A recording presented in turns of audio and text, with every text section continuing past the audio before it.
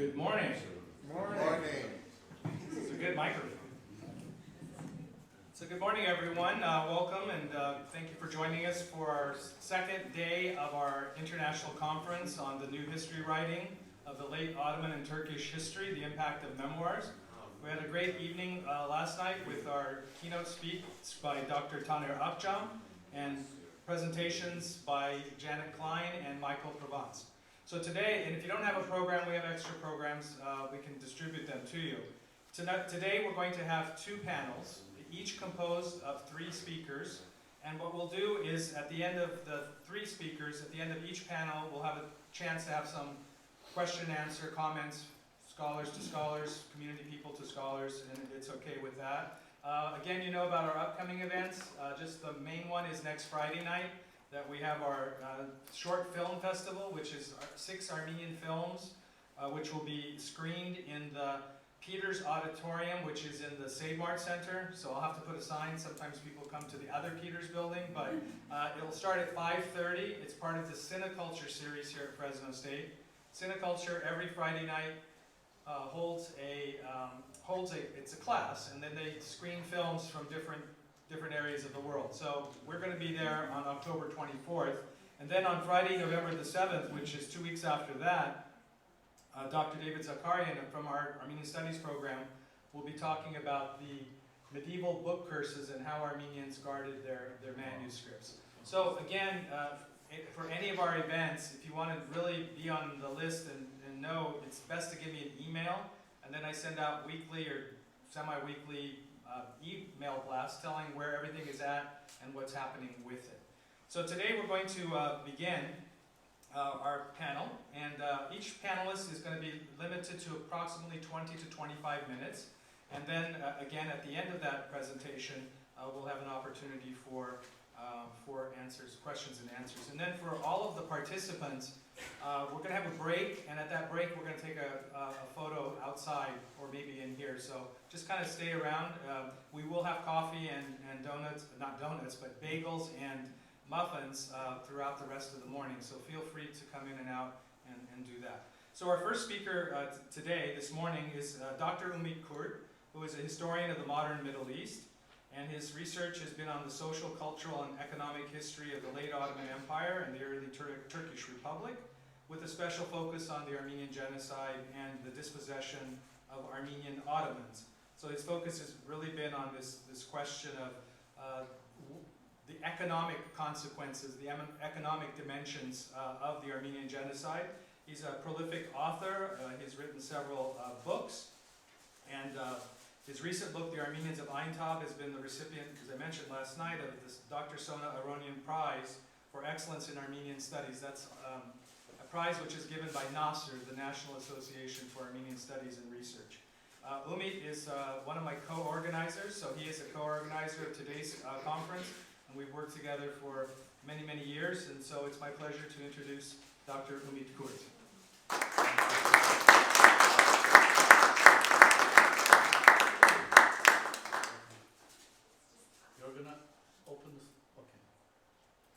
Good morning, everyone. Morning. Good morning. So happy to see you back. Today my talk centers on the life of the late Ottoman and early Turkish Republican bureaucrat Mustafa Reşat Mimaroğlu, and to investigate how he turned into a genocide technocrat, building on his memoirs published in the 2 volumes titled Gördüklerim ve Geçirdiklerim.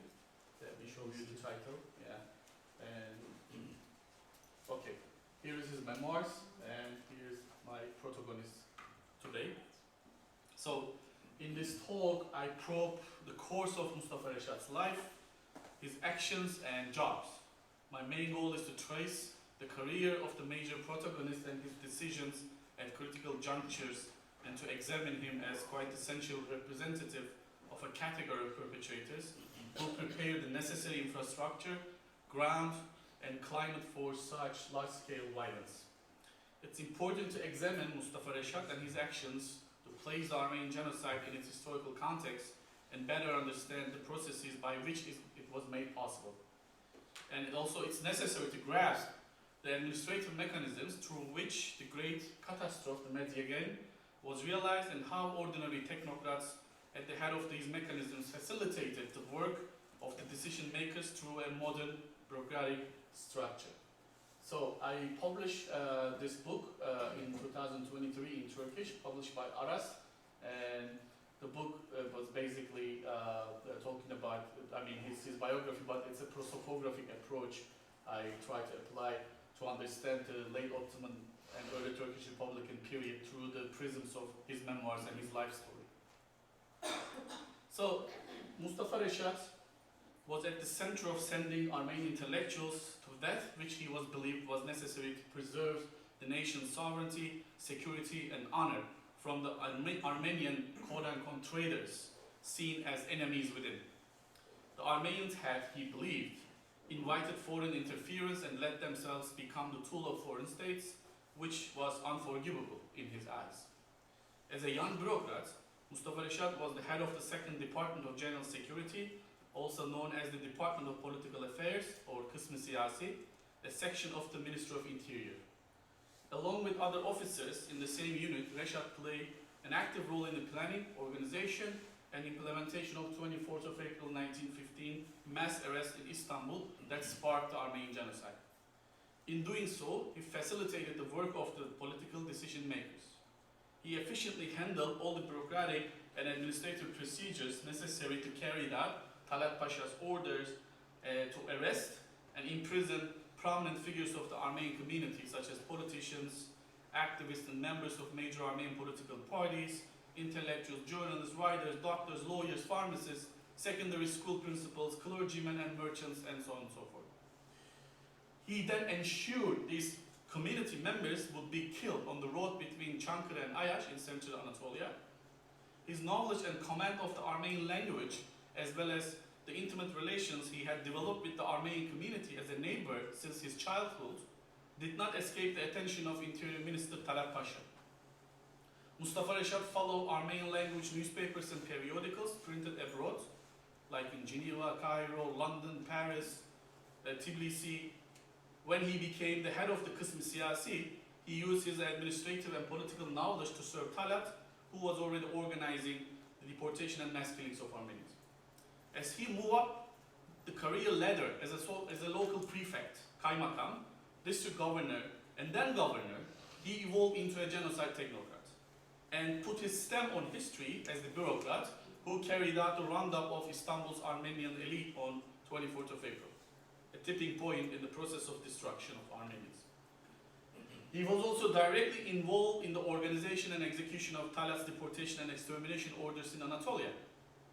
He traveled to Malatya and Mameletullaziz, witnessed the deportations and massacres on the ground, and was aware of everything happening in eastern provinces. Whether the process appeared not to work according to Talat's plan, he was immediately sent to the scene as a trusted problem-solving technocrat.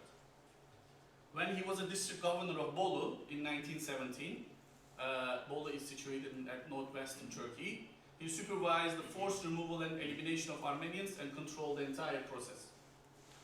Mustafa Reşat was personally interested in another aspect of the genocide, the appropriation of Armenian property and assets. He was one of those involved in the functioning of the abandoned property commissions established in various provinces of Asia Minor and responsible for administration and liquidation of movable and immovable properties belonging to the deported Armenians. Spending considerable time on the organization, membership, and procedures of these commissions, he particularly played a key role in the preparation of the list of Armenian entrepreneurs and merchants to be detained. After the war, his arrest was regarded as necessary by the Istanbul government and the British High Commission. The major charge he faced in 1919 was the arrest of Armenian community leaders in April 1915 and their later murder, as well as the later deportation of provincial bachelors in the capital and their subsequent annihilation.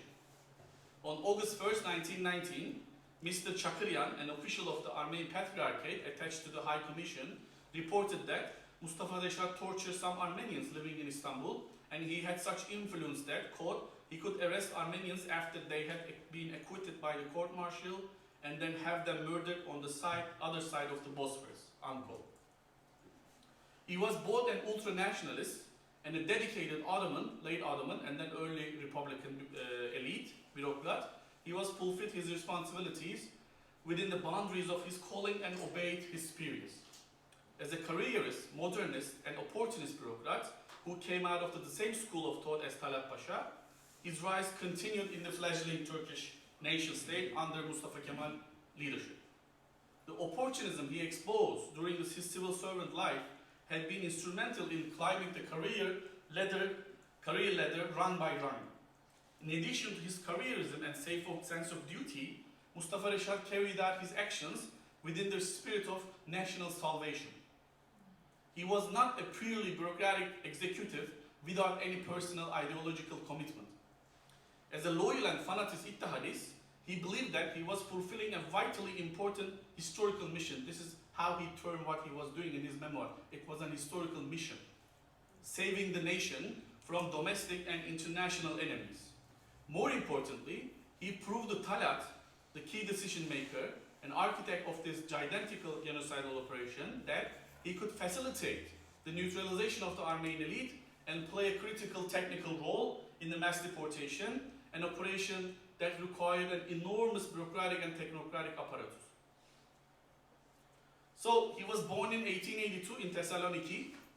His family moved to Üsküdar and established very good relations with the Armenian residents of this neighborhood. Reşat had the opportunity to get to know and closely observe the Armenian community from an early age. It's difficult to claim that he was infused with a particular hatred of Armenians or non-Muslims, or that he grew up in such a family and social environment. In September 1899, he attended the Imperial School of Political Science. In his own words, his greatest desire was to enter the life of a provincial civil servant to improve his knowledge of the country and serve people. After the 1908 Young Turk Revolution, Reşat attempted to become a local prefect and thereby integrated into the new regime. Accordingly, he joined the CUP club in Beylerbeyi in Istanbul. In December 1908, he was appointed as the local prefect of Navraman district of Erzurum province. So he is with his son in Erzurum when he was a local prefect in 1910.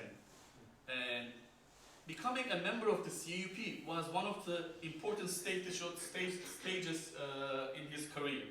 He started this post outside of Istanbul in January 1909. After Navraman, he was transferred to Kema in February 1909, and then Erzincan in January 1910, and in May 1911, he became the local prefect of Karaköse or Karakilise of Erzincan province.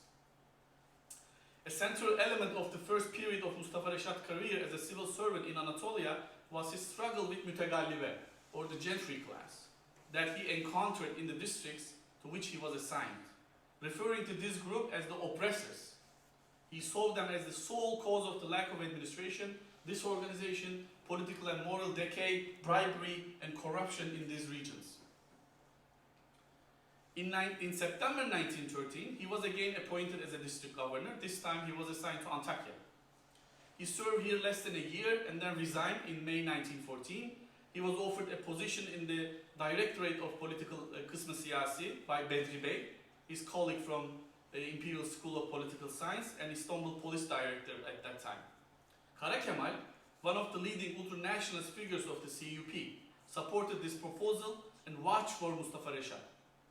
With his extensive knowledge, as well as his reports about Armenian activities, Mustafa Reşat won Kara Kemal's favor and trust and managed to get into his network. He gained a reputation among the members of the CUP as an, quote, exceptionally deserving and energetic functionary, unquote. He accepted the offer and began working as a police officer in the Kısmı Siyasi in 1914. Bedri Bey also introduced him to Talat Pasha as, quote, a good, hardworking and honest friend, unquote. The same Bedri, so Talat wrote, in a way Bedri wrote a reference, recommendation letter for him to Talat. So the same Bedri, Mustafa Reşat's superior, will be actively involved in the deportation and destruction of Armenians in 1915 and stand court-martial in absentia and to be sentenced to death in 1919. As the officer of the Minister of Interior's Kısmi Siyasi, Mustafa Reşat, in his own words, engaged the illegal opposition front. In addition, he was tasked with following and knowing about the behavior, actions, and tendencies of domestic non-Muslim elements of the empire. This specifically referred to the Ottoman Armenians. He was put in charge of the Armenian affairs owing to his command of Armenian language. Ali Rıza Öğe, who had served as the superintendent in the same unit, was later appointed as the chief of the Armenian desk by Mustafa Reşat. So, what was Mustafa Reşat's Armenian question? He spent his 4 years of his tenure in the eastern provinces of the empire, where most Ottoman Armenians resided. During this period, three fervent ittihadis, Sezai Bey, Talat, and Kara Kemal, made the biggest impression on Mustafa Reşat and shaped his political views. Additionally, Mustafa Reşat embraced the institutionally constructed ethics of Kısmi Siyasi, including the militarization and regimentation of society, the maintenance of national vigilance, and the upholding of national honor and dignity. Therefore, he was committed to anti-liberal, anti-cosmopolitan, social Darwinist, and anti-Western ethos of the Unionist nationalism, and ardently believed that all Christians had to be removed to accommodate a homogeneous Turkish homeland free from Western intrusions and its domestic collaborators. This vision defined the contours and motivations of Unionist nationalism, including its most horrendous manifestation, the genocide of Armenians in 1950. He had a first-hand opportunity to see, read, and examine reports and correspondences regarding Armenian revolutionary organizations, political parties, their representatives, administrators, and the Armenian press. In his memoirs, he states that Armenians had been a royal nation that had lived together with the Muslim population of the Ottoman Empire for 6 centuries and had fused with them. In early 19th century, however, national sentiments had emerged among the Armenians. In a period when the empire was in decline, these sentiments were even more pronounced with the support of European powers, as several political organizations and committee members became prominent. He writes that these groups took up arms and disturbed the peace of the nation as the Ottoman government was plagued by armed groups from 1876 until the beginning of the World War I. These revolutionary socialist groups mostly arose among the Armenians belonging to the Gregorian denomination, he said. Writers such as Bilal Şimşir, Türkkaya Ataev, Yusuf Halaçoğlu, and Hikmet Özdemir, who established the main pillars of the official Turkish historiography on the Armenian issue, followed this narrative invented by Mustafa Reşat and put forward similar theses in different periods. Along these lines, Mustafa Reşat shaped the meaning of the Armenian question within the state ideology. His memoirs showcase his view of Armenians as traitors who sought independence. They had, he claimed, betrayed the Turkish nation and attempted to destroy its existence. His view of Armenians and the Armenian question is in line with the central political elites of the CUP. He treats it as a security matter. This is the most evident in the context of reform and supposedly related issue of the Armenian population in eastern provinces. Mustafa Reşat specifies the person who provided him with sources for his memoirs. This person was Esat Uras, another graduate from the Imperial School of Political Science, who had studied Armenian, English, and French documents, as well as materials in the Ottoman archives. Mustafa Reşat worked with Uras at the Kısmi Siyasi. Uras became the deputy director of Kısmi Siyasi in 1916. So the first important task of Kısmi Siyasi during the war period was to track down the Hınçaks, the Social Democrat Hınçakian party, and foil their assassination plans against Enver, Talat, and Cemal. In 1913, Hınçaks, under the leadership of Sapah Gülyan, were preparing to assassinate the CUP leaders.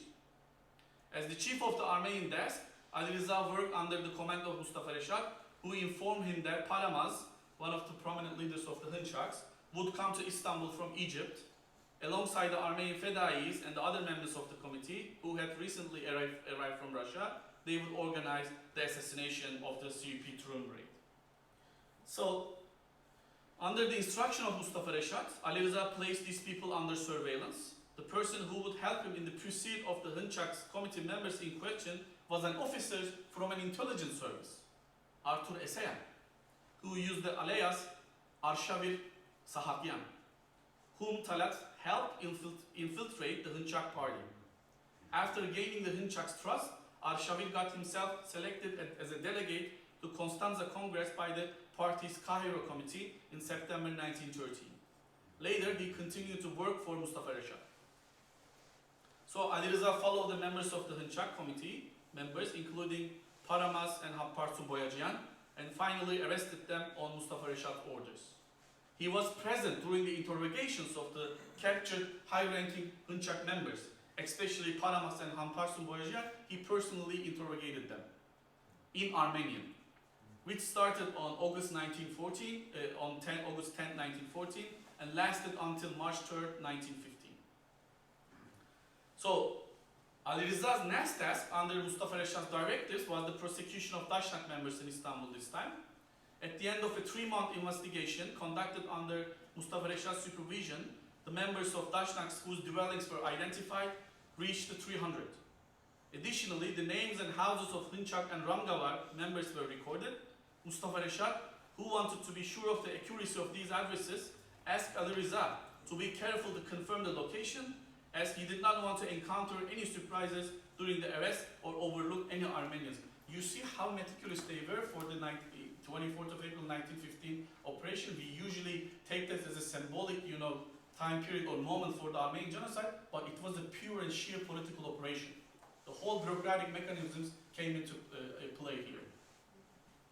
So, Mustafa Reşat instructed him to first make a list of the committee members by neighborhood and then assign 1 officer and 5 or 6 assistant officers per 40, 50 people to be arrested.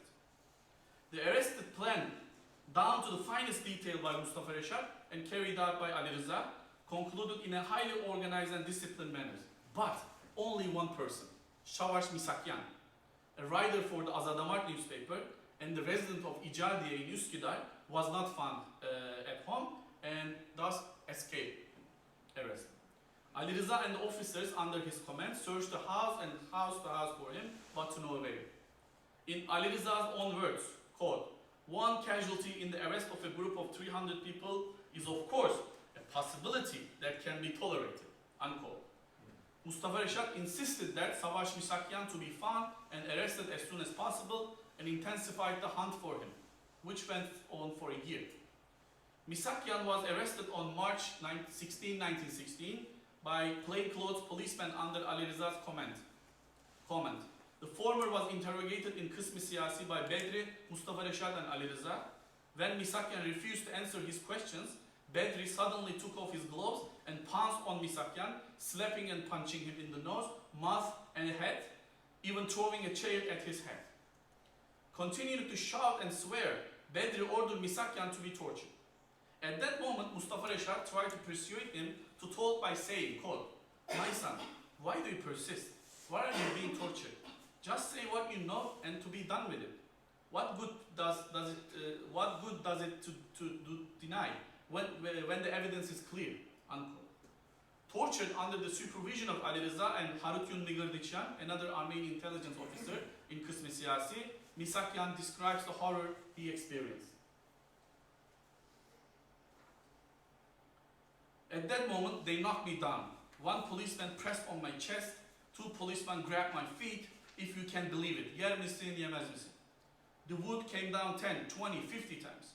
I was moaning in pain, wailing and writhing. The policeman pressed my mouth with his shoe and I wouldn't make a sound. They realized I was going to faint completely, so they started sprinkling water. They reinforced the handcuffs and tightened the rings on my fingers again and again, so much so that my fingernails were sticking out. Then they took me by the arms and pulled me to my feet. Could I stand? My feet were swollen, twisted, and burning from the beatings. Unquote. This is from Savaş Misakyan memoir, Derevner Teknat Kuşaderi, Leaves from a Pale Memory, something like that. So, after being repeatedly tortured under the orders of Mustafa Reşat and Bedri, I have a question really fast. Would you go back to the picture that you skipped? yeah.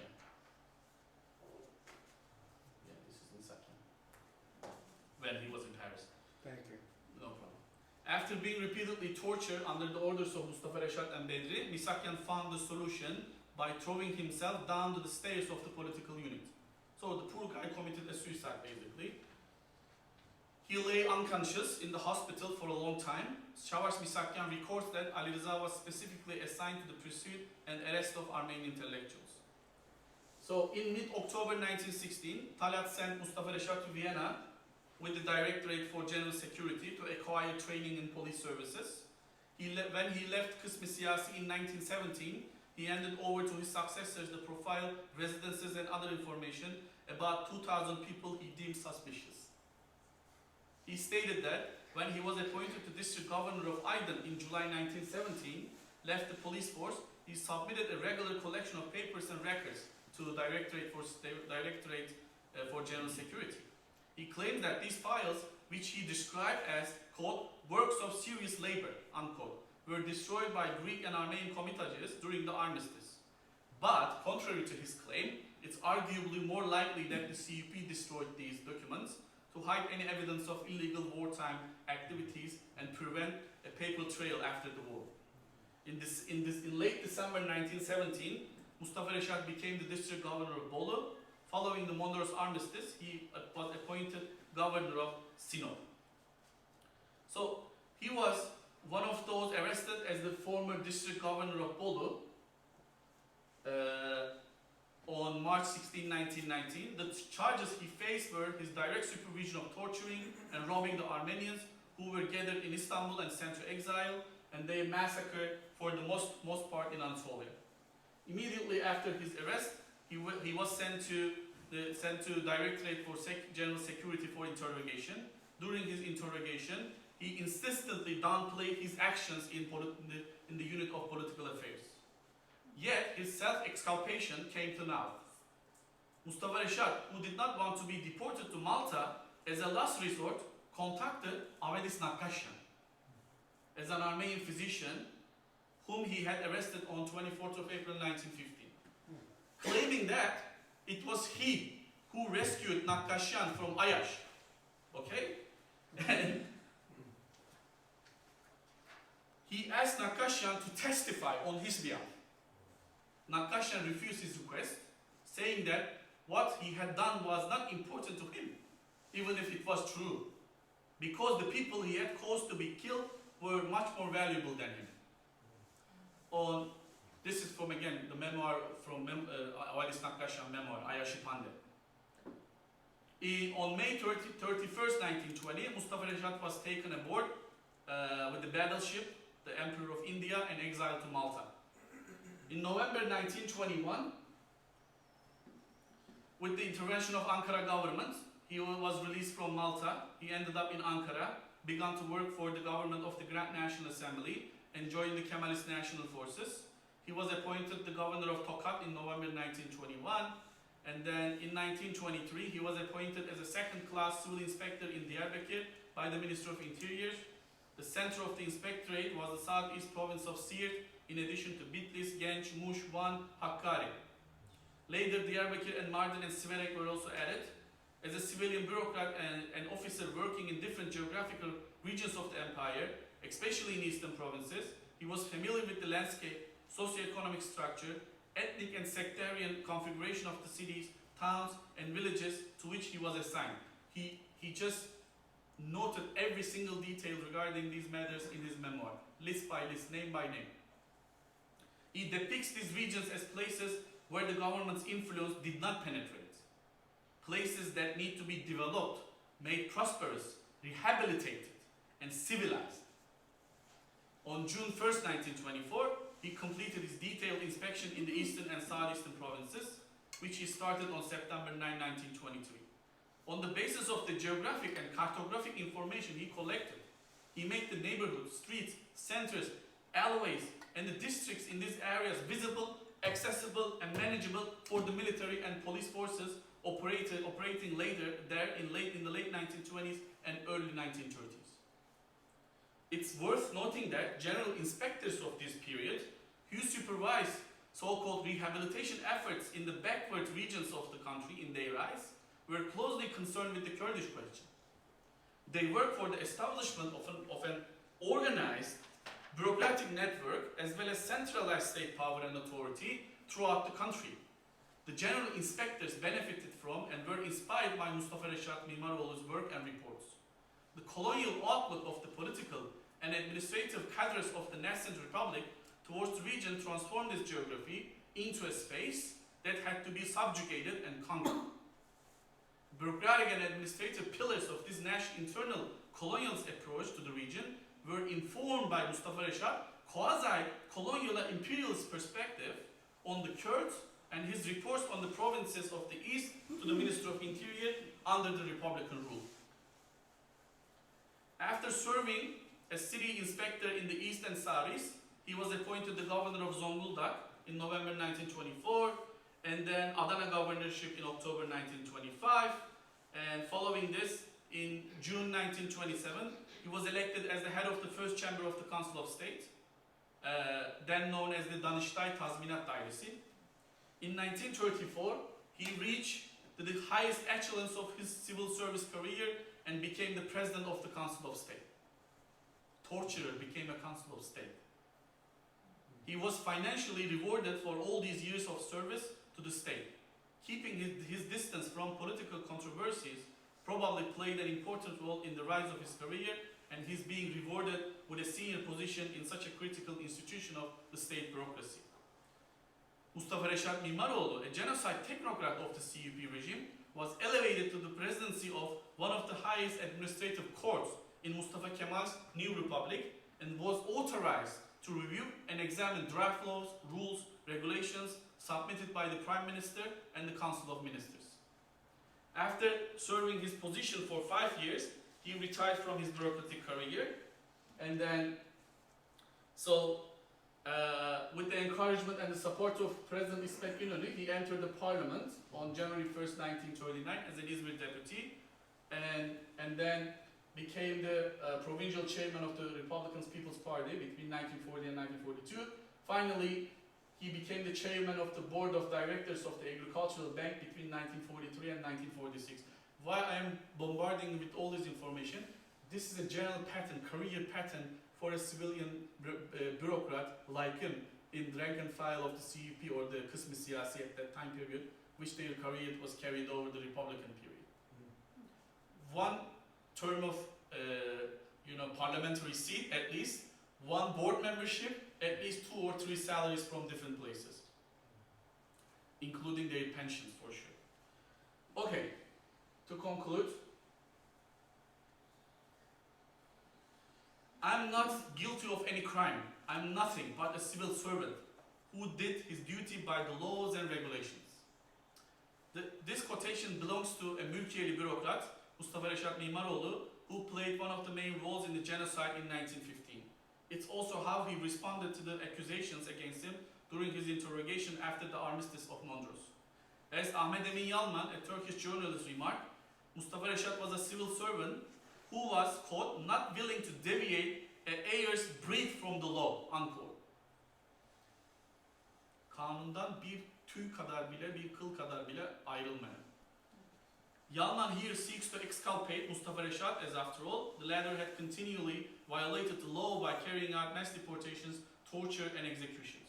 He was willing to follow orders because he had absorbed and eventually upheld the regime's narrative of Armenians as disloyal traitors, a belief that outlived his arrest and continued into the time of the Republic when he began writing his memoirs, which chronicle the nationalist activities of the Armenians in detail. He was part of a bureaucratic elite of the Republic, and he showed no signs of remorse for his direct role in the calamity that befell the Armenians. In fact, he was conscious and proud of what was done and motivated that he was fulfilling a sacred duty of serving the nation. His memoirs convincingly illustrate his familiarity with the Armenian milieux, at the same time his merciless nationalist ideology. His life story, and especially his post-genocide career, show that the new nation state, shaped by the Kemalist cadres, which included a large number of Unionists who were involved within the CUP, was what I call a republic of the former perpetrators.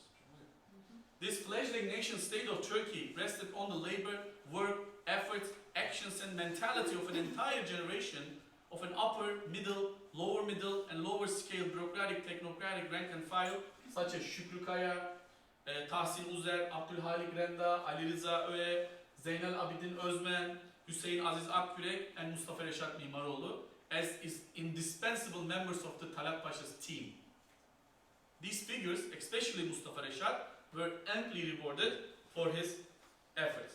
So the historical portrait of Mustafa Reşat is not only one of genocide technocrat, but also one of the cadres who built the bridges between the Macedonian experiences of a generation, because most of them this came from the Balkan region, Evlat Fatihan, and the genocide process and the Kurdish politics of the Turkish Republic.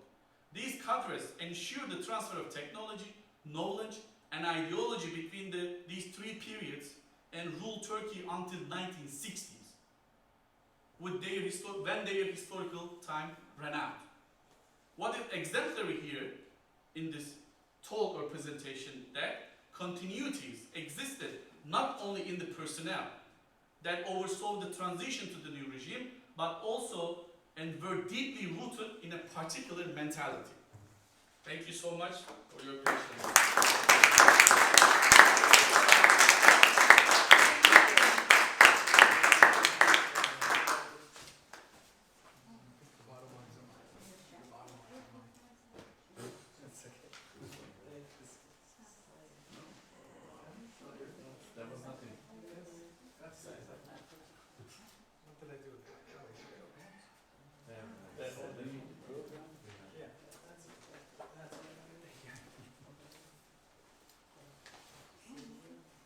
Thank you, Dr. Kurt, for that very interesting, taking that one individual, following the career, and then drawing so many interesting conclusions. Our next speaker is going to be Dr. Yiğit Akın. And Dr. Yiğit Akın is an associate professor of history at the Ohio State University. He specializes in the social and cultural history of the late Ottoman Empire and Republican Turkey. His most recent book, When the War Came Home, The Ottomans' Great War and the Devastation of an Empire, was published by Stanford University Press and examines the Ottoman society's catastrophic experience of the First World War and analyzes the impact of the war on the empire's civilian population. Today he will speak on local politics, intellectual periphery, and the end of the empire, the diaries of Yusuf Cemil Bey of Simav. Dr. Akın.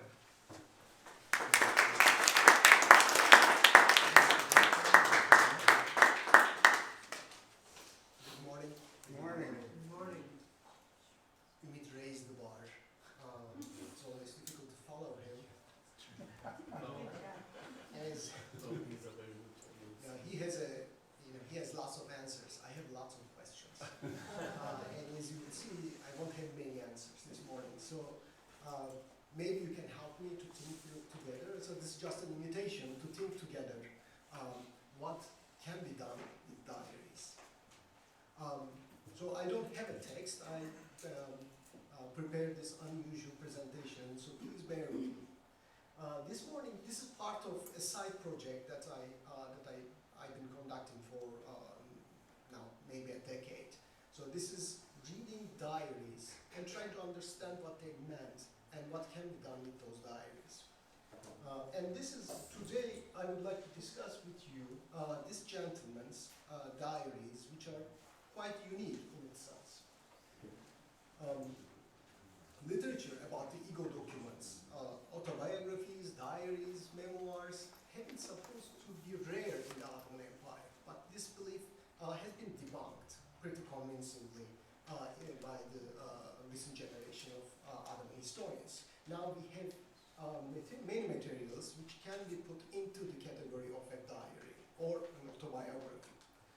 But still, when I say this, my early modern historian friends don't like. But these are still unusual texts when we look at the 18th century, even in the first half of the 19th century. Of course, we have remarkable examples of this. Here you see three examples. Selim Karasanoğlu, Kadı ve Günlüğü, for example, studies a diary for 24 years of a local judge. Pretty impressive text, more than 800 pages. Or Kemal Beydili in early 2000s published this, a local imam's diary, for example, which lasted shorter but equally remarkable. This one is about a local barber and from the countryside, which makes it interesting. But at the end of the day, these are very unusual, rare examples. What we see a big change is the last quarter of the 19th century. In the last quarter of the 19th century, we see this emergence or development of what I call historicist self-consciousness. What does that abstract term mean? Beginning with this period in the last 1880s, 1890s, much more in the 1900s, we see the development of a unique and unprecedented sense of self. So diaries are about self, right? A self-discovery, more and more adults, and this are included from middle classes as well, came to realize or discovered their self as historical or actors on the stage of history. So this is something we see quite rare before. This is why I use the term unprecedented. But a stage of history, but that stage not only about the past, but also about the future. So day by day, for years, they sit on a desk and write their daily entries. So, ladies and gentlemen, this is a pretty unique, unusual act, especially for people who today we are familiar with this genre. We know what it means. I hope you are keeping diaries. Please do keep diaries. Help historians. Not immediate to us. I'm later generations of historians. I don't know what to do with all these Facebook entries and but diary. Today we are very familiar with this genre. But if we, think about a diary which began in 1880s, so that's quite unusual. I mean, where does that come from? It's one of the difficult questions to ask. But clearly, what we see is the beginning of a specific understanding, a historicist self-consciousness, as I said. Remarkable examples of diaries came out by the generation who were born around 1880s. Ümit mentioned Abdülhalit Granda, for example, remarkable diaries, then also memoir, but clearly intervened. So these memoirs, Abdülhalit Granda, realizing his place in history of the Republic of late Ottoman Empire, went back and intervened into some of the entries, some of the diary entries, and maybe later generations of his family as well. Clearly, this is true for Kazım Karabekir as well. His remarkable diaries are a gold mine, an enormous source of information. We learn a lot from these diaries. Same is true for Fevzi Çakmak's, right?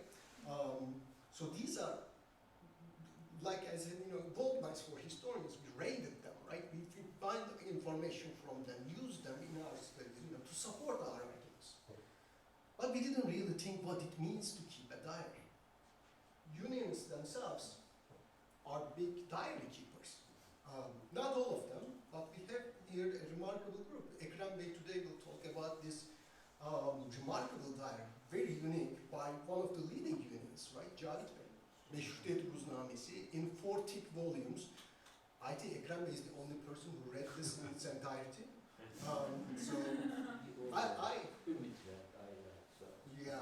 I read most of it, but I was able to fade out more. He read one line by line. It's a very select group here. It's a very select, very small. I mean, it's not readable, really. Much more interesting. Not that Cavit Bey's diary is not interesting, but very immediate, very authentic, even wild. Yeah. Wildly authentic diaries by Hafız Akın, right? Died too young during the campaign in Eastern Caucasus. And this short campaign diary reveals a lot of information for us which we don't know from other sources. Şeyhülislam Ürgüplü Hayri Efendi. It's a disappointment I expected a lot. It's again a thick volume, transcribed by his grandson. Did not reveal much, but there you see how a Shaykh al-Islam, how a leading cleric thinks and writes in his life. If we approach these sources as a form, as a genre, they reveal a lot. Why would you do something like that? Why would you write line by line, day by day, for 20, 30, 50 years? See, I'm asking many questions, but I cannot answer them. With the coming of the 20th century and beginning, especially 1910s, we see the expansion or spread of this tradition, of this diary keeping habit to middle classes as well, educated middle classes. And we see the emergence of sub-genres of this interesting form, of this interesting set of ego documents. So these are in quotation marks, as you see, these are, I gave them that title, conflict diaries. This is probably the largest subgenre in that category. We didn't think they existed, but now over the last 2 decades, we have tens of these. If you include, other type of autobiographical documents, we have hundreds of them. Why specifically? So these are remarkable sources about Balkan Wars, about World War I, mostly by soldiers of middle rank. So these are lower level officers, sometimes even ordinary soldiers, like the one here, written in Doğu Cephesi Günlüğü. It's an anonymous diary by a pretty low rank soldier. Soldiers who went through these episodes, like Balkan Wars, but much more so World War I, realized that they were passing through an exceptional moment of history. So one observation we can make here, exceptional moments of history gave birth or led to the proliferation of this type of documents. So a strengthening, a deepening, if you want, of that sense of self-conscious historicism. So they've been passing through, in all of these diaries, in most of these diaries, you see that the soldiers, officers are realizing that they are passing an unprecedented time, unprecedented period of history. That's why they felt obliged, they don't say this openly, but you can surmise, they felt obliged to put down their thoughts on a daily basis. Not like, there are many memoirs, yes, but I think this form is more interesting. We have a remarkable, unique source here as well, as you see, I'm sure you are familiar with this, Mugrdechian's Turkish in Armenian letters diary. That's a good point. Here's a caveat. So today I'm talking about only Turkish diaries of the empire. I know there are diaries kept by other Ottoman Greeks, Ottoman Armenians, Ottoman Arabs. So I'm not dealing with them today, but it would be a lovely, fantastic comparative project if we can study all of them together. When was that sense of historical self-consciousness emerge in these groups as well, before or after, or together, simultaneously? Many questions we can ask. Anyway, a subgenre. Again, remember unprecedented times, historical moments. We have a bunch of diaries in that category as well, right? Diaries of imprisonment. So once again, these low-level officers, soldiers realize that they are doing something right. They've been going through an unusual period. Esaret günlükleri. These are POWs, some 250,000 of them. At the end of World War I, a remarkable number, were kept in the camps in Egypt, in Burma, in Russia. So this experience of imprisonment, became a pretty influential experience in their lives. So far, I only talk about men, right? A very remarkable exception here. I would love to show you more examples in that category, diaries by women, but we don't have any. Here is an unusually, I used the term exceptional so many times until this moment, but this is truly exceptional. This is Şahin Nigar Hanım, one of the leading female intellectuals of the time, kept these volumes of diaries from 1887 and until his early death in 1918. These were actually published in 1959 by his sons, by her sons, in a very abridged volume. It's a short volume. They edited out lots of details. Well, you know, his romantic life, for example, his struggle with the Unionists, his complaints, all of them are edited out.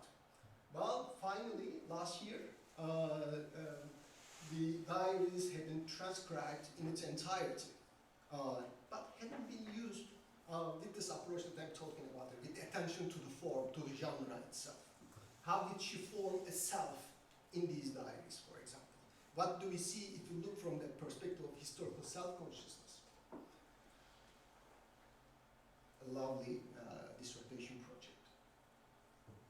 Okay, that big question that I've been dealing with over the last decade. What can be done?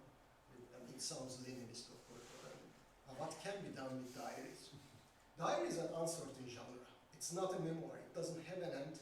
At least does not supposed to have an end. It's open-ended, unusual form. Takes, as you see here, a variety of shapes. Yesterday, Janet, Dr. Klein, talked about an interesting Saadettin Pasha's diary, right? So, you know, there is also a subcategory which may be defined as the mission diaries, for example. He's realizing he's on an historic mission, right? Kept diaries about that. There are pilgrimage diaries, there are travel diaries. So, a variety of shapes. What unites them? What makes them a diary? What makes a diary a diary? The great historian of autobiographical sources, Philippe Lejeune, comes up with a very low minimum, with a very low denominator. The date. If there is a date, that's a diary. If there is no date, it's not a diary. It's not as simple, but I mean the gist is this. In his long discussion of his book, his own diary is a fantastic source, by the way, republished in 2009. I would recommend, if you're interested in diaries, that's a great source. Historians are not the only group of scholars who use diaries. Literary scholars are also very excited about them. They warn us, historians, not to rate them as a database. Do not go to the diaries only as a source of information, only as gold mine. Well, you know, we are historians. We're interested in gold mines, right? I mean, how can we? I don't want to surrender that function of diaries. They are valuable, but I understand what they mean here. I've been repeating. Pay attention to the genre as well, to the form as well. This is not a memoir. They are doing something, they do something unusual. Every day they go back home, their businesses, after they write what happened to them during that day. So they told us, you should think about that as well. What does that mean? So this is why, I suggest taking diaries not only as a text, as a document, which I did for so long, but also as a practice, as an activity. And think about diary writing practice and its impact, its influence on the diary keepers. And I also came up with a partial solution. What can be done to this question? What can be done with diaries? Maybe we can read them as a glimpse into a group, into a social group, into a social class, into a profession, into, if it's by a merchant, for example, what can we learn about the merchants as a social class, as a social group? Can we use diaries in that way? So today I suppose that we can do that for a typical secondary intellectual. So this is a category of people which did not attract much of our attention. These are more or less unimportant people. They don't really show up much or frequently in historical records. They are not creators of ideologies. They don't have their own writings for many times. Sometimes for local newspapers, but certainly not Ziya Gökalp, not Yusuf Akçura. Most of the people on those localities did not read Ziya Gökalp. Perhaps did not know who Ziya Gökalp was. Turks, this founding father of Turkish nationalism, right? Nationalist ideology. These people, these middle rank people, be they lawyers, teachers, local clergy, officials, this growing group of professionals as a result of the 19th century Ottoman reforms, right? They played an extremely crucial role, interesting and important role in translating, familiarizing with the local population with these ideas. They have specific functions. They were in close touch, as we'll discuss shortly, with the local population.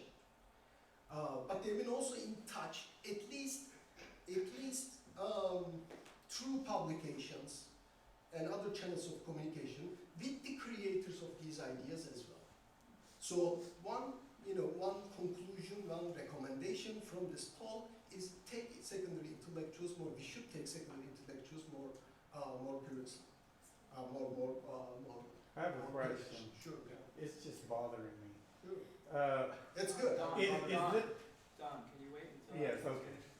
Thank you. Remember, don't forget your question. Okay. So, the keepers of these diaries is Yusuf Cemil Bey from Sivas. He's a typical secondary intellectual. Even intellectuals are a little too strong. He didn't have much education behind. We don't know much about him. We have his diaries, but we don't know really much about him. He's a local unionist. He was born a generation before the leading unionists that Ümit discussed, for example, not 1880s. This is not an 1880s generation, so as you see here, he's older than that generation. From what we can understand from his writings is he had little education. Maybe 4 or 5 years of madrasa education. He acquired some Arabic, that's understood, but no foreign languages, for example. We don't know that. He probably didn't have any. He entered the military service as a civilian official. That's again, we know little about that. And with his army group, his troops, he went to Yemen in 1892 to suppress a major rebellion there. So he had that Yemenis experience behind. He doesn't talk about these experiences really extensively. And later, in 1897, in the Ottoman Greek War, he's a mid-level merchant. He is we don't understand what kind of business he had, but he was very much engaged in a merchandise activities. He's active in the marketplace, probably in grain business. Did he have any connection with the Unionists before 1908? We don't know. But he became the head of local CUP branch in 1908 in Simav. And he continued this position until 1914. He was the head of the Navy League in 1909, 1910, which was, as you may know, very active to collect donations to strengthen the Ottoman Navy. So Yusuf Cemil Bey, in that regard, represents a typical secondary politician to me. One thing that we see from his diaries is something important, something to keep in mind. The so-called time-space compression had been accelerated before this period, but through new forms of mass communication like railroads or telegraph, newspapers. Yusuf Cemil Bey was very much up to date. He followed developments in Istanbul. He's subscriber to newspapers from Istanbul and Izmir. And these are quite regular, ordinary newspapers, not unionist newspapers, by the way. Not Türk Yurdu, not Tanin. These are major publications by the unionists, but he was subscriber to Ahenk, for example. He was subscriber to Sabah, for example. So these are more mainstream Istanbul and Izmir newspapers. He's very much up to date with the developments and probably convey these to his local clients. His diaries are quite unique because we don't have any other example in that category. We have many memoirs by these secondary intellectuals, local politicians, but not diaries. Unfortunately, unfortunately, some of his diaries, the origins of some of his diaries were lost. And some of them were transcribed by his son. This gentleman here, the older one. And he edited out, clearly, we can understand, he edited out some parts of it. Still, those diaries are exceptionally useful sources for us to get a glimpse into that category, into that locality, and into that person himself. These diaries, some of these diaries, were transcribed by a local teacher. So this is something going on. I don't know if you follow the publication scene in Turkey. This is being done pretty extensively these days. There are many universities in Turkey now, more than 200 maybe. They need tenure, they need to submit their files. And one way to submit their files is to transcribe this kind of things. There are very little interpretation, very little explanation, if at all, but full diary. There's your tenure file. So these are two examples published by Kütahya Belediyesi. There's only one copy in Interlibrary Law, for example, only one copy in Stanford University. But not more than that, so these are not commonly used. His diaries are very dull. So that's one problem with diaries, right? And the dullness of every day. Dull dailiness, day after day. Month after month, week after week, every day he comes home and writes what's going on in the market. Weather, he always starts with weather. He hates cold weather. And he likes the coming of spring, for example. The only sign of excitement, or one of the very signs of excitement in his diary is the coming of spring. The storks are flying, the trees are blooming, so that's, there you see he's excited about that. Apart from that, there is very little sign of excitement. I'll show you some exceptions about that. What's going on in the market, right?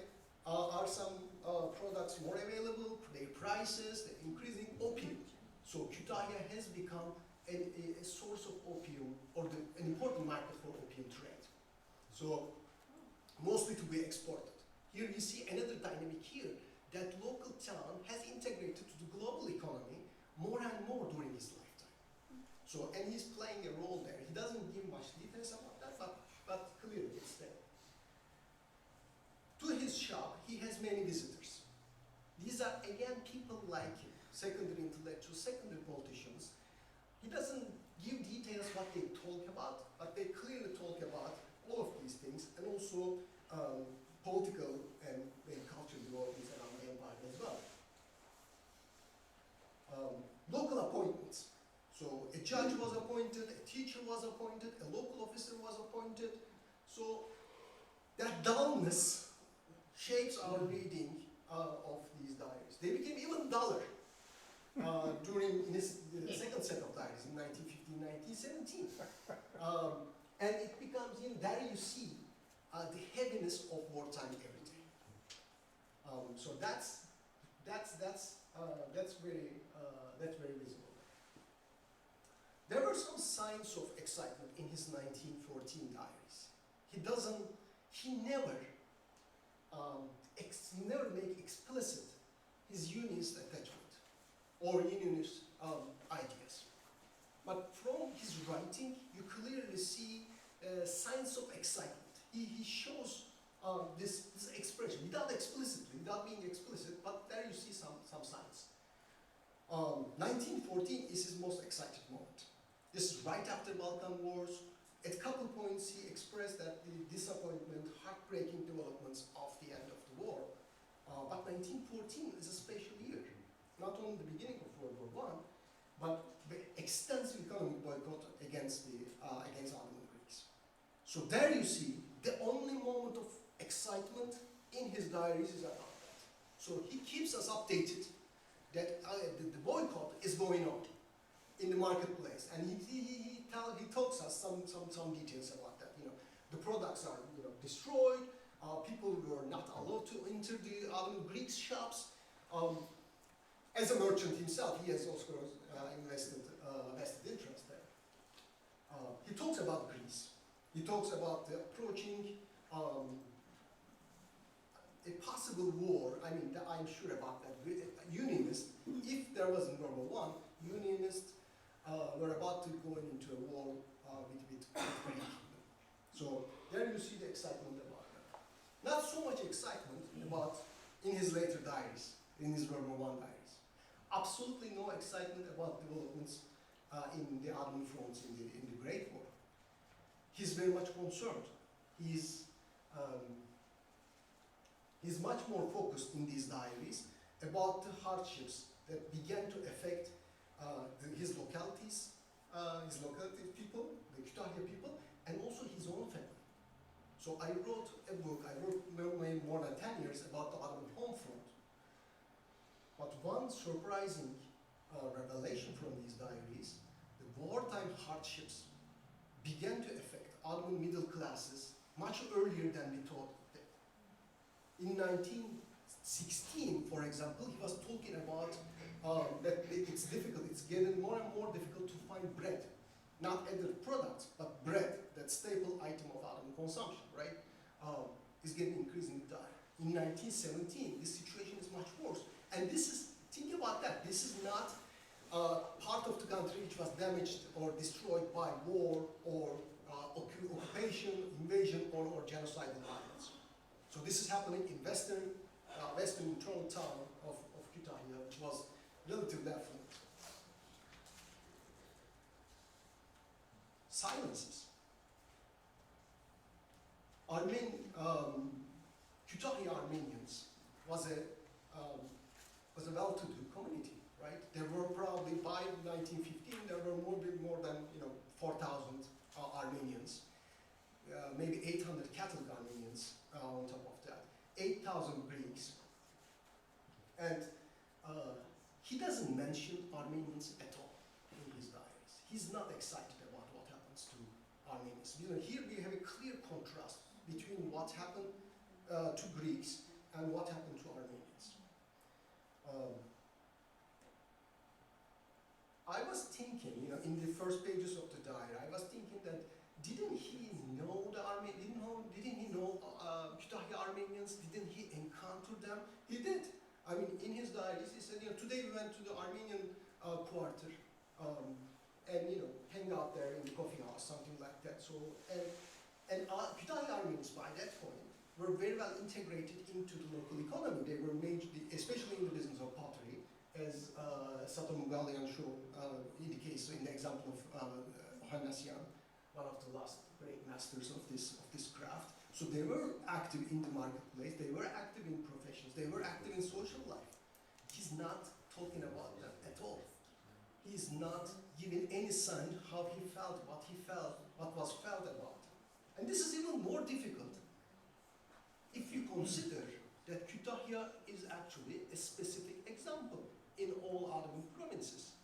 The local sub-district governor, Faik Ali Bey, Faik Ali Ozansoy later, is well known, intervened on behalf of the local Armenians and managed to forestall many of their deportation from the city. Many of them, at least, some of them were deported. But the deportation caravans were passing through Kütahya.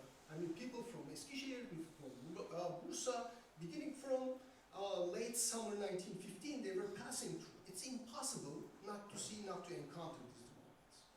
At one curious entry, after the weather, after the market situation, after the difficulty of finding bread, he added this short remark. Today we sent a telegram to the Minister of Interior about the goodness of Faik Ali. About what? You may ask. He doesn't answer that. We know, of course, with historical hindsight, what was that about?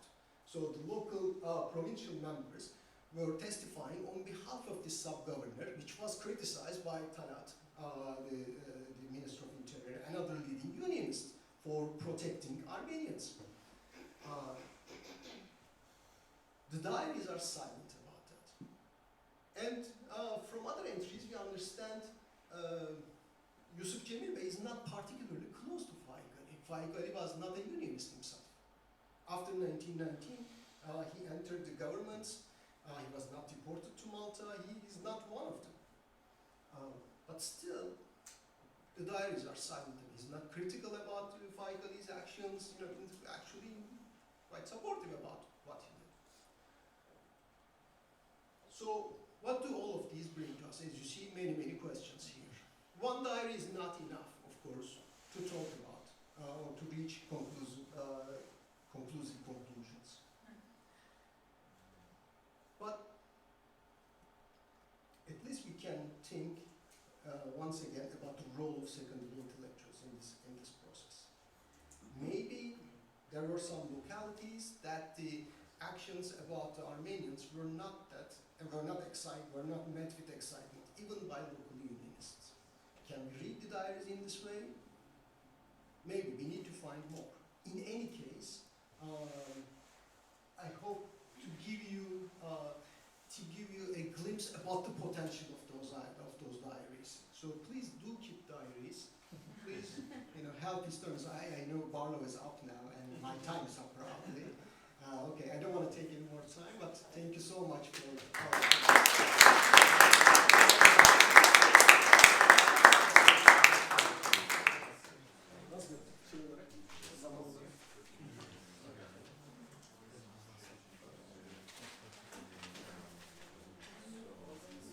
Thank you very much, Dr. Akın. And our next speaker is going to be Dr. Duygu Tasalp. She holds a doctorate degree in history from the Oriental Languages and Civilizations Institute in Paris, France. She's recently published in French, Sans de négation, le régime mémorial en Turquie de l'Unionisme et l'Islamisme. Yeah, my French is not so good. She is currently a postdoctoral researcher at the University Catholique de Louvain, Louvain in Belgium, and she is going to be speaking on the father figure in the memoirs of Unionist young Turks between victimization, betrayal, and regeneration. Dr. Tasalp.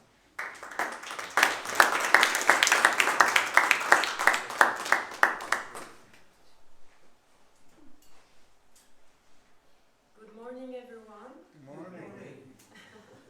First of all, I would like to thank Barlow, Mugrdechian, and Ümit for inviting me to this conference. I worked on the memoirs of the leaders of the Committee of Union and Progress as part of my doctoral thesis. I have to. I'm going to do this. Like this? No. Okay. I'm sorry. And then this is front. Okay, thank you.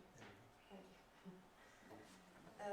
And among the common features in this text, I noticed the striking similarity with which these men speak of their fathers.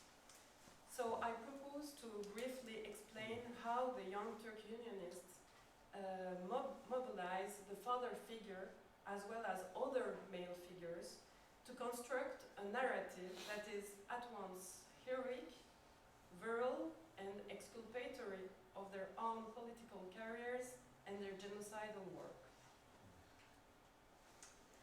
So the father of the Unionist leader, and I deliberately refer to him here in the singular, to emphasize the fact that there is a gap to bear in mind between the real fathers of the Unionist leaders and the father portrayed in the memoirs.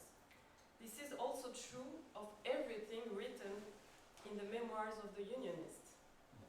Throughout my study of these writings, I had to constantly remind myself that while there are certainly proven facts in their accounts, and of course the historians who have used them as sources have taken pains to verify them, cross-referencing them with other sources, with each other and with other sources, but what the Unionists write is not the truth. It is what they want to show about themselves. It is a distorting mirror. Like every other element, so in their stories, the memory of their fathers is a memorial and discursive figure that serves a narrative purpose and a political purpose.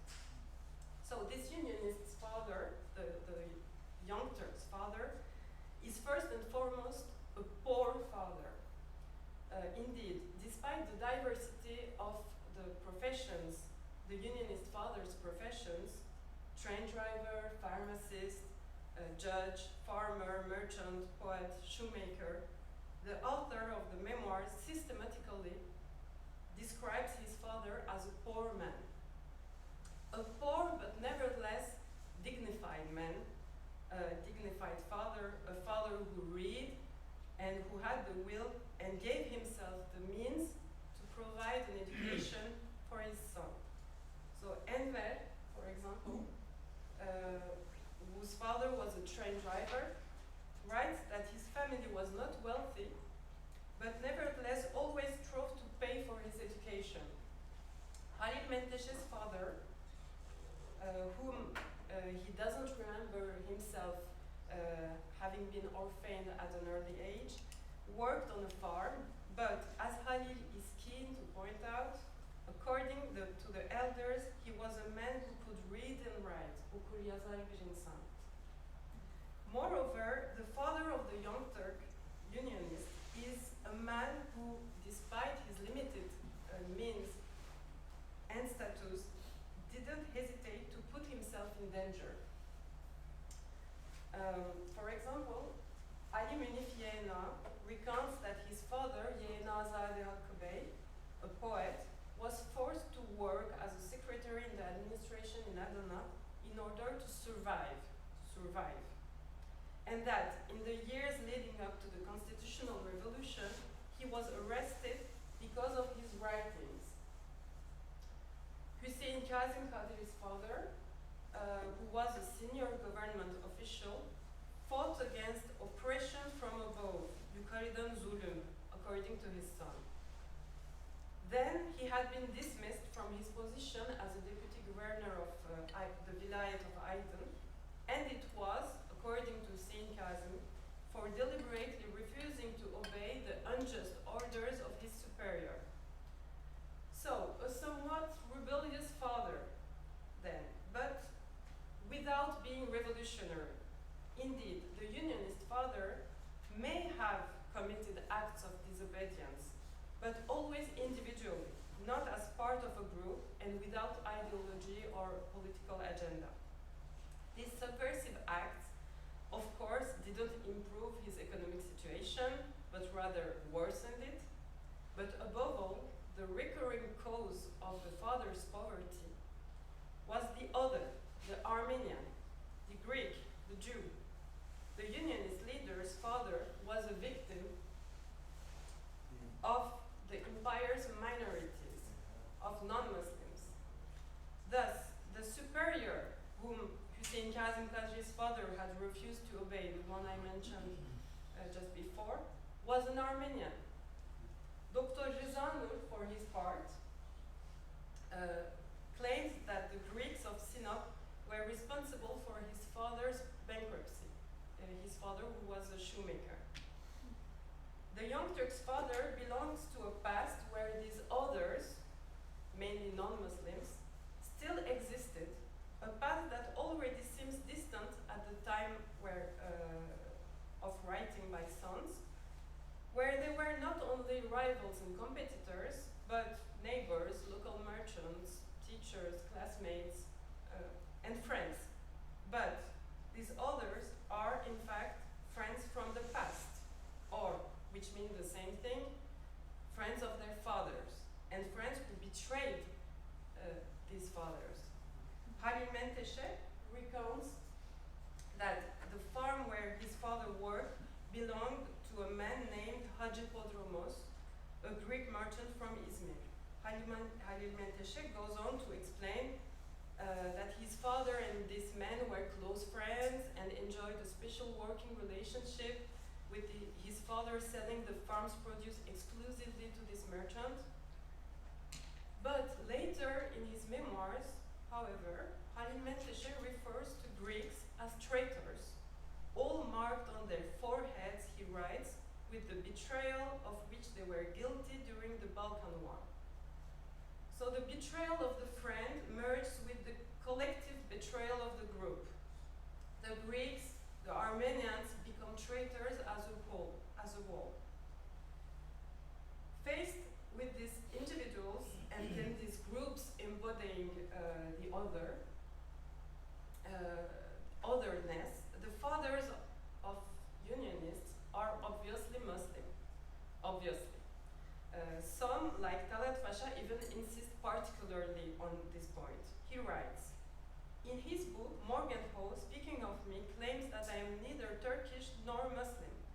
allegation is as senseless as saying that the prophet was not a Muslim. I can prove at any moment that I am the son of a Turk and the Muslim son of a Muslim father. The grandfather or the father who is a good Muslim is certainly a source of legitimacy for Ottoman politicians and a classic theme in autobiographies, even in earlier memoirs, even before Unionists. In Unionist memoirs, Islam is not a proof of good morality. In these writings, it takes on the meaning of race, of a community of blood. Talat writes, and I repeat and continue the quote, I am the son of a Turk and the Muslim son of a Muslim father.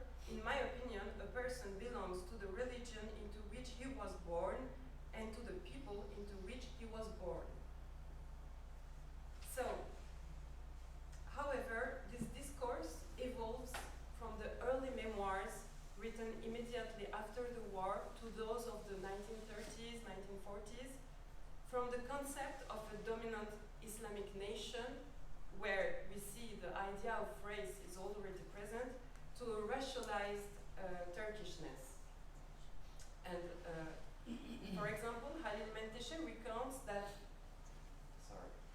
during his stay in Italy after his detention in Malta, while visiting Venice in 1922, he met an Irishman in St. Mark's Square. It's not this, but it was a good illustration to this, who asked him, so the Irishman asked him if he was Turkish.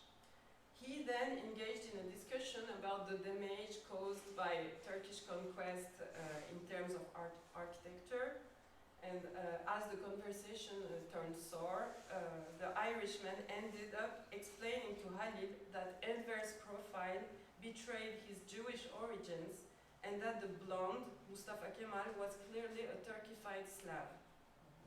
Halil, very angry, replied, as he recounts in his memoirs, that they were both indeed Turks by father and grandfather, Eva and Türk.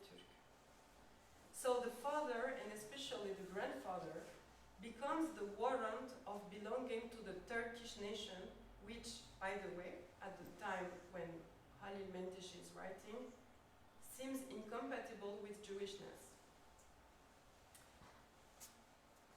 When recounting their youth in their memoirs, a number of Unionists describe in very similar terms a period of confusion, moral regression, and aimless wandering. We can translate this by the word serserilik in Turkish. They portray themselves as antisocial, marginalized, depressed, disgusted with the world and humanity, sometimes to the point of wanting to exile themselves as far away as possible. So Enver was only 28 when he referred himself to his youth as a relatively dark period of his life. He described himself towards the end of his studies at Harbiye, the military academy, as a solitary man, almost a misanthrope. He recounts that his classmates didn't like him, but that he didn't care, preferring to be alone. Above all, he remembers soon being overcome by a feeling of uselessness, which only disappeared a few years later when his young uncle Halil Put suggested he join a secret committee. It is indeed at this point of their lives that these young people experience transgression. The cause matters little at this stage. What is important is the search for freedom, following in the footsteps of their elders, whom they consider heroes. Mithat Şükrü Bleda arrived in Geneva in 1895, and the young student was there for reasons other than studying mathematics, which was the official reason for his stay, but in fact only a pretext. My only concern, he wrote, was to work with the heroes of freedom who had fled to Europe before me. The adventure these elders had embarked on seemed so appealing for the young Mithat Şükrü that he took pleasure in imagining the misfortunes that might befall him because of it.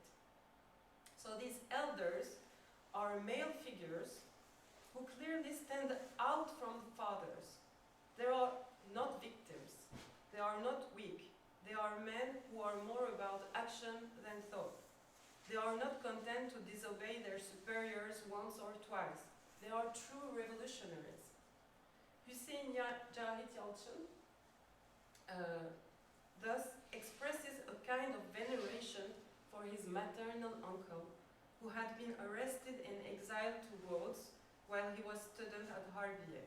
Returning to Istanbul after serving his sentence for 15 years, he would visit his sister from time to time, and this uncle, who had gone into exile, made a strong impression on his nephew, who wrote that he saw him as a model of honor.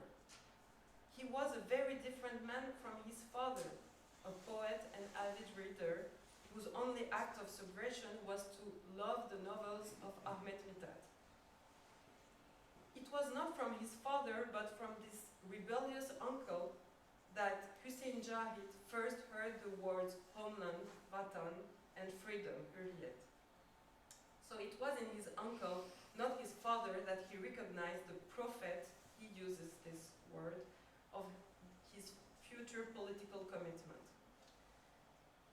Thus, the authors claim to have adopted new male role models, charismatic uncles, big brothers, ağabeyler, or elders, büyükler, who appear as new moral guardians, closer to their conception of heroism. Among these charismatic guides, the poet Tevfik Fikret appears repeatedly in several memoirs of Unionists who frequented the Servet-i Fünun newspaper circle. So among them, there was Hüseyin Cahit Yalçın and Hüseyin Kazım Kadri.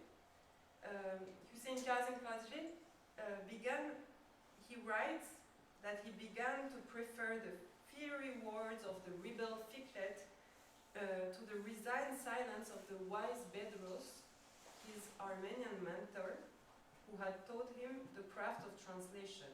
And as he distanced himself from Bedros, he attended the secret meetings led by the master, Ustad, every evening.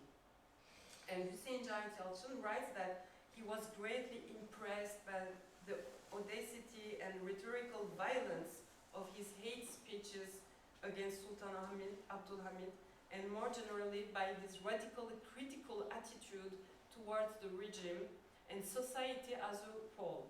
Describing his state of mind, Hüseyin Kazım Kadri even evokes a disgust for humanity.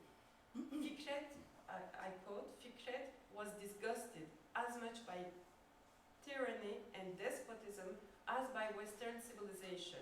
He wanted to live for another world, if possible, to fly away to another planet and thus withdraw from humanity. So this attitude echoes the negativity of the Unionist accounts and the darkness with which all these authors claim to have viewed the world around them. And it corresponds well to, and I quote Karl Mannheim, the hostility towards the world, its culture, and all its earthly works and achievements, towards which, according to Karl Mannheim, the chiliastic mentality, what he calls the chiliastic mentality, tends. What the Unionists describe about their adolescence echoes Karl Mannheim's chiliastic experience. That is a moment rich in meaning, where only the present contained in that moment matters. If the Unionists describe this serserilik period, the dark period of their adolescence, it is because this solitary drift gives meaning to the event that will give an end, bring it to an end, to what happened afterwards. The serserilik phase always ends with the precise moment of their entry into the committee and into violent action. Enver, writing his memoirs 3 years after joining the Committee of Union and Progress, looks back on the life he had led up to that point and finds it meaningless. Joining the committee and taking concrete and violent action produces a division in time between a before and an after. The other, the non-Muslim, can only be part of the before. As at the father's time, in the after, he no longer exists. He is no longer the farmer Hacı Podrumos. He is no longer the neighbor Alexan, the classmate Moise, the teacher Bedros. He no longer has a first name. He no longer has an individuality. He is merely a representation of the Greek, the Armenian, the Jew, the infidel, the Gavur. He is a collective, abstract, and hostile entity. So in this new era, the authors, the Unionists, become heroes. This time to avenge the injustice suffered by their fathers. The same theme, curiously, is also present in Nazi ideology, forming part of a discourse that not only glorifies itself but also absolves it of guilt. In his diary, which is more than a diary since it was intended for publication from the moment it was written, Goebbels, then 26 years old, complains of being poor. Yet he belongs to a family of the Rhineland Catholic petty bourgeoisie, which managed to pay for his higher education. But Goebbels writes that he despises his father. He presents himself as at odds with his family background. Passionate about books and theater, he feels invested with the mission of regenerating Germany and Europe, which he sees as intellectually and morally sick. Thus, the theme of the poor father goes hand in hand with the idea of regeneration by the sons, revolutionaries and heroes of justice, avengers not only of their fathers but of the entire nation. So the comparison with Nazi writings, which I don't have time to elaborate on here, serves to tell me this. This discourse about the father is linked to the genocide, both before and after genocide. Enver writes before. It carries within it the potential for radical violence, and afterwards allows extreme violence to be justified. Menteşe writes, so finally, I would like, if I have time, to pause for a moment on fatherhood as a symbolic quality attributed to Unionist leaders after their death.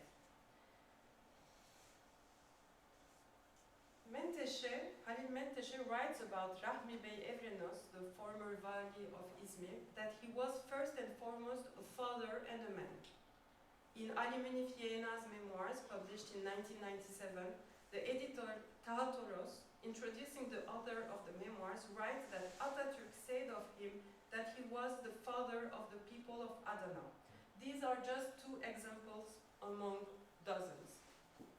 Having barely emerged from their youth, when they were above all the sons of their fathers, the Unionist leaders are themselves transformed into founding fathers by their peers, fathers whom, to this day, some and others want to claim as their own, even disputing them to the biological sons.